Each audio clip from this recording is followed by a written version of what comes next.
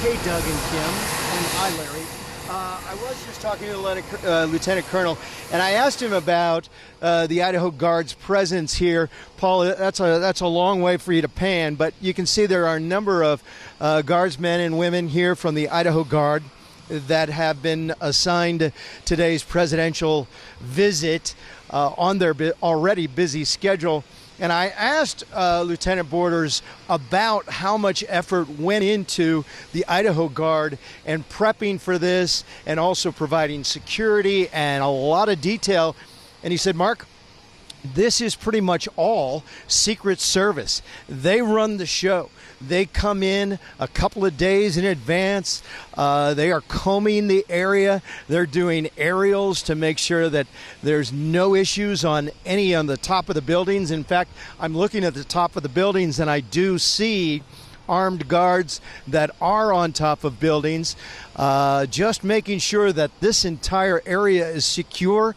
But again, the Idaho Guard is pretty much here just for assistance to the Secret Service and all of the other federal agencies whose job it is to protect the Commander-in-Chief. And so he said, as far as the efforts go for Idaho and the guardsmen here, it's they've got a lot of cameras out. They're taking a lot of pictures in front of Air Force One and pretty much doing what a lot of the onlookers are doing here, just getting shots. And that's about all there is for them to do. And once the president leaves here, they'll go back to their normal jobs of protecting our great region. Mark, I've got a question for you. So where are you in relation to the gates at the Boise Airport? Can you see, where, if I was to go take a flight this afternoon, where in relation are you? Okay. We are on the other side of the airport. We're actually here on the base at Gowan Field. You can see the terminal over there. So the president always flies into the Air Force Base or Gowan Field, never uses the commercial runways, always flies in here. And then, of course, his motorcade that came in on that cargo jet from Virginia flew in here with all of the vehicles in his motorcade. So this is quite the flying fortress tandem. As you can see, a lot of equipment and a lot of effort goes into any time the president or vice president flies out of Washington, D.C.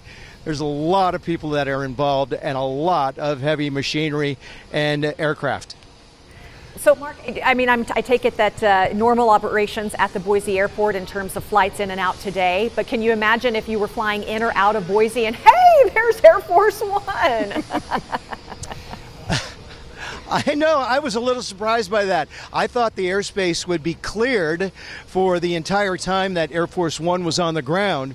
I thought all of those flights into and from BOI would be halted, but no, we've been watching pretty much a steady stream of commercial aircraft coming in and going out of the Boise Airport. Now, I guarantee you that some of those flights are delayed going out because they're going to want very, very little, if any, air traffic coming up here in about an hour when the president leaves. But for right now, it's business as normal at the Boise Airport. And Mark, you were talking a bit about the security and how tight it is, understandably, of course.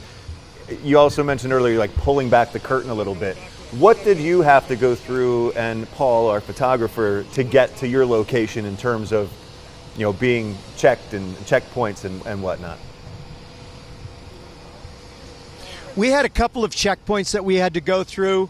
We had to show our state-issued driver's licenses. We also had our station ID cards.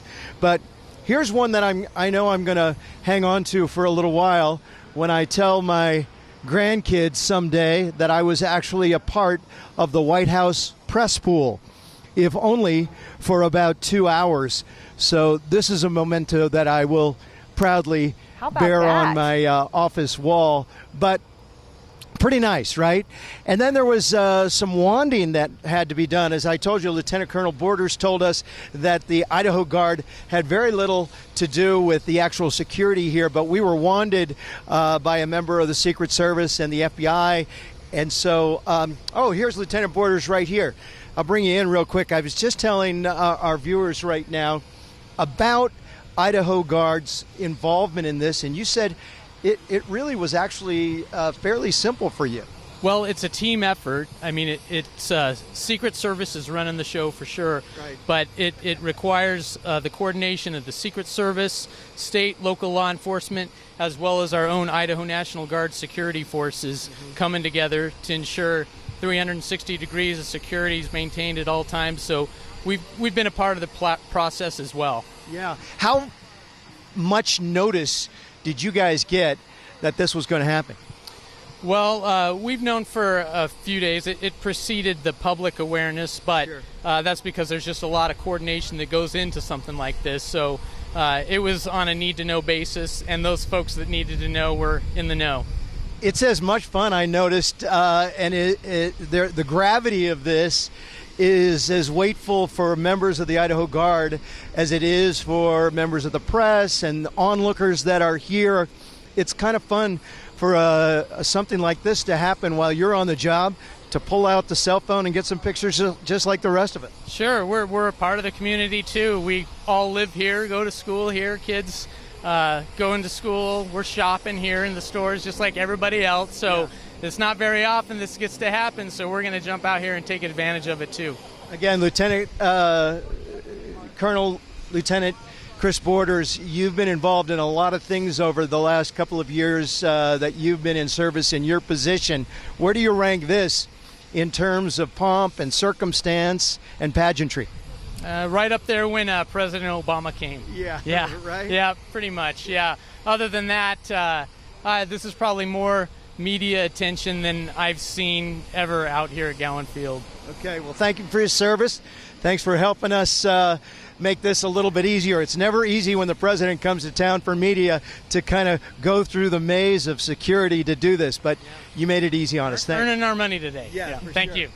All right, Colonel Borders here from the Idaho Guard, and he's right. It's never a normal day at Gowan Field when there's a presidential visit, and today is no different. Well, as we've seen, that doesn't happen very often, the last one being in 2015.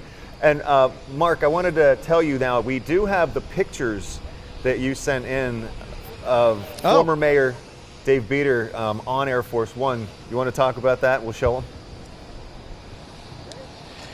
Well, yeah, as Kim reminded me, it was actually when President Obama was coming out here for his rally, and it was during the mayor's conference in Washington, D.C., and the White House, I can't remember if Beater reached out to the White House to say, hey, any chance? Or if it was the White House that reached out to Beater's staff and said, hey, we got an open seat if you... If you want to make a trip home, we can make that easy on you. And the next thing you know, there's Dave Beater in the Air Force One presidential office, face to face. Let's see him. There we go. Face to face with the leader of the free world, and there is Dave Beater saying, "Hey, you know what? Mr. President, we sure would like to build a new stadium downtown. Any chance you can help us? Any chance you can make that happen?" But he just said that the president was so affable. He was fun. He was fun-loving. He enjoyed telling stories about the things he knew about Idaho and Boise State. I think Beater told me he stopped just shy of leading the press pool in the Boise State chant because, as the soundbite that you just ran and noted, he did know about the Fiesta Bowl. He did know about Ian Johnson's proposal to Chris Johnson after the game. He did know about the Oklahoma victory, and that's all he wanted to talk about. And, of course, Dave Beater, as a Boise State fan, he obliged him. But Dave told me it's a moment that very, very few, if any, mayors ever get a chance to witness.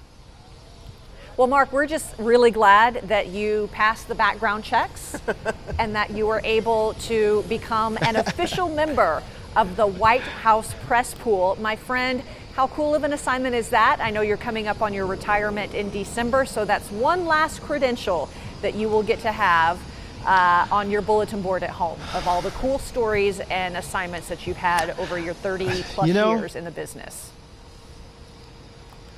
Oh, thanks a lot for getting me all emotional about reminding me that this is my last ever presidential journey coverage opportunity. So thanks, Kim. I haven't gotten a lump in my throat for about a week now, but thanks for bringing it back. You're I appreciate welcome. that. Well, hey, since the president is there, Mark, maybe you could put in a request now that on your last day in December, Air Force One will come in and you can fly off into the sunset with him.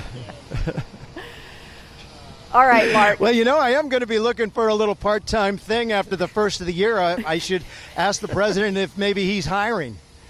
I don't know. All right. So as we mentioned, Mark, we have to have fun, Mark. We have to have some fun. But let's go back to some news now.